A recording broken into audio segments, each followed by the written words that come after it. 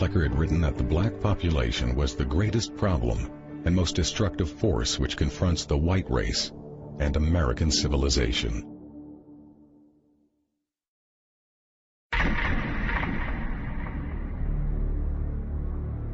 Eugenics goals are most likely attained under a name other than eugenics. Frederick Osborne, president and founding member of the American Eugenics Society. By the late 1930s and early 1940s, revelations about Nazi and fascist atrocities in Europe were causing the public to become increasingly uncomfortable with terms like eugenics and population control.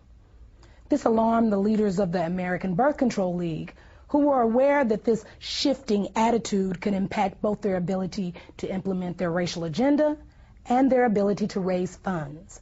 They were also aware that the connections between the American Birth Control League and the Nazis were starting to become known. Marketing research had shown them that in this environment, they needed to move away from words like control in favor of less threatening words like planning. So in 1942, they changed the name of the organization. From then on, the American Birth Control League would officially be known as Planned Parenthood. The important thing to understand here is that this name change did not change the organization's agenda. The same people were still in control, they were still obsessed with race, and they were still dedicated to eugenics. Today, defenders of Margaret Sanger will often try to hide her racism by claiming that she was not really a eugenicist and that Planned Parenthood was never part of the eugenics movement.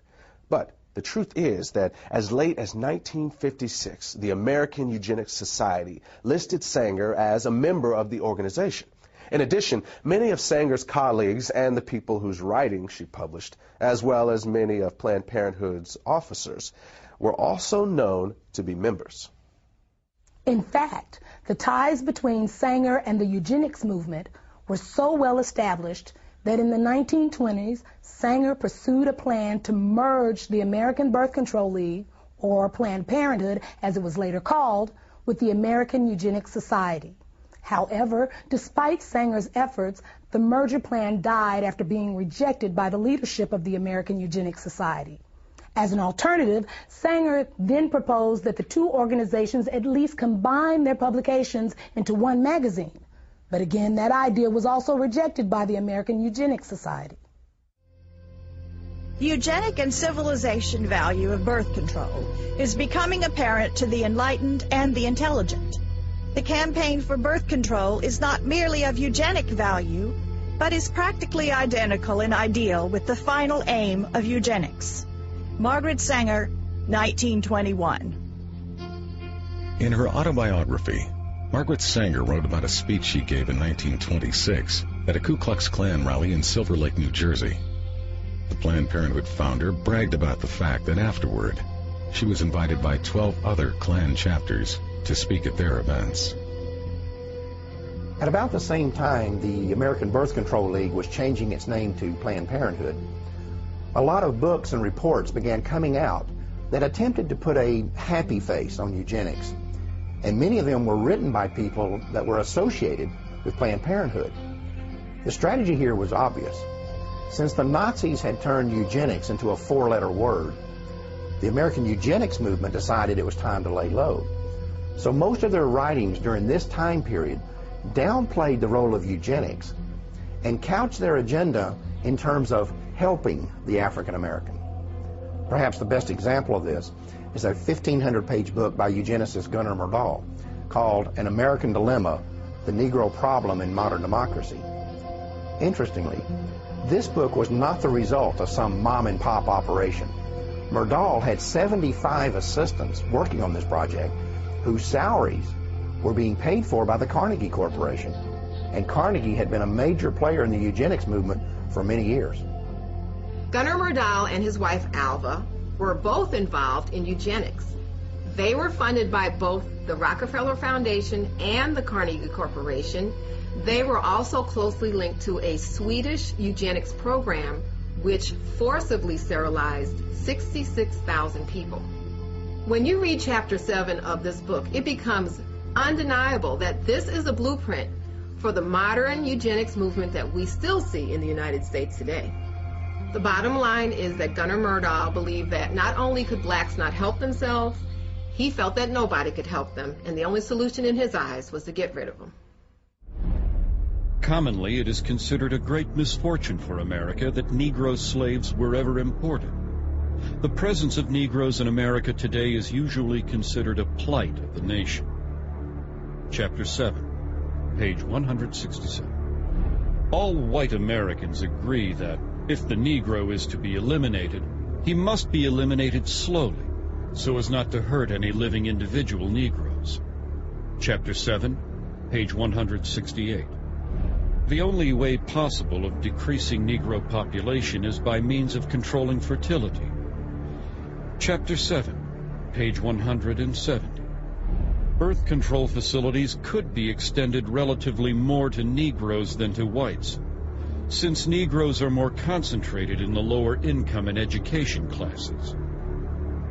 Chapter 7, page 176. One thing I find very revealing about Chapter 7 is the first paragraph. Myrdal uses U.S. Census Bureau figures to show that between 1790 and 1940, the black population in the United States increased 17 times.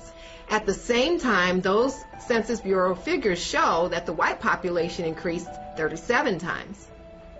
However, neither Myrdal nor any other eugenicist wrote anything about what to do about that part of the population that was increasing twice as fast as the black population. Gunnar Myrdal's book on how to resolve what he called the Negro problem was published in 1944 by Harper and Brothers of New York. 4 years earlier, the same company, which is today known as HarperCollins, had also published a book by one of the founding members of the American Eugenics Society. At the time that Harper and Brothers published these books, its president was a man named Cass Canfield, who would later become the national president of Planned Parenthood.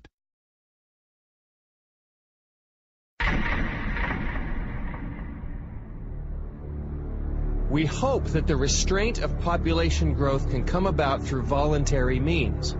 But if it does not, involuntary methods will be used. Dr. Donald Minkler, 1972. Donald Minkler was the president of the American Association of Planned Parenthood Physicians and a member of the board of directors of Planned Parenthood Federation of America. Like many of those in the eugenics movement, he understood that their plans would not always be voluntarily adopted, and that the use of governmental coercion or even force might one day be necessary. The idea of forced eugenics was not something that suddenly developed in the 1970s. In a 1929 speech, American eugenicist Samuel Holmes had proposed that mandatory birth control should be used as a tool to eliminate what he called the menace to the white race that had been created by increases in black population. His solution was to have a quota system in which the right to have a child would be controlled by the government and determined by race. At the time, Holmes was on the National Council of the American Birth Control League, which would later become known as Planned Parenthood. Then, in 1936, eugenicist Julian Huxley proposed that the genetically inferior classes could be made to have fewer children if they were denied easy access to welfare.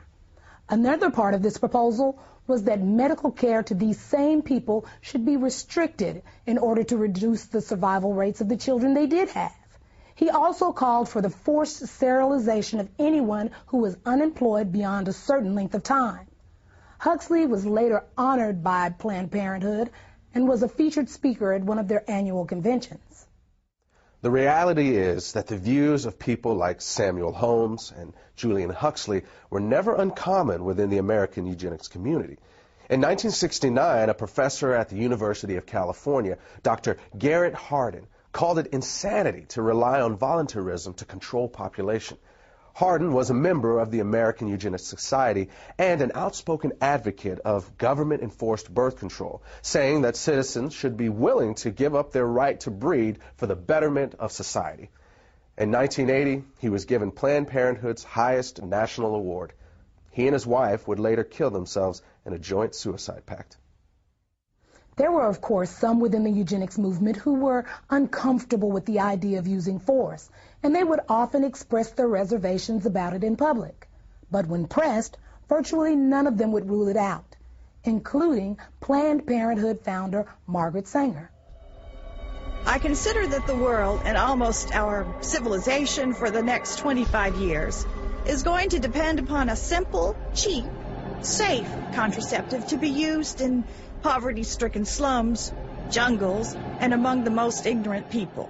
Even this will not be sufficient, because I believe that now, immediately, there should be national sterilization for certain dysgenic types of our population who are being encouraged to breed and would die out were the government not feeding them. Margaret Sanger, 1950. This was written by Sanger in a personal letter to Catherine Dexter McCormick. McCormick was an heir to the international harvester fortune and would later use part of her immense wealth to fund the development of the birth control pill. In 1966, an example of the coercive power of state eugenics laws was seen in Maryland when 3 young mothers applied for welfare benefits.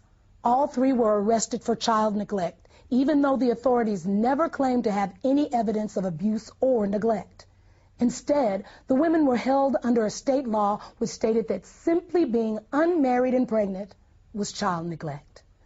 The judge in this case warned the women that if they ever became pregnant again, the state would take custody of all their children. Officials in Prince George's County, where the arrest took place, stated that welfare recipients could avoid being prosecuted under this law by submitting to state-sponsored birth control education.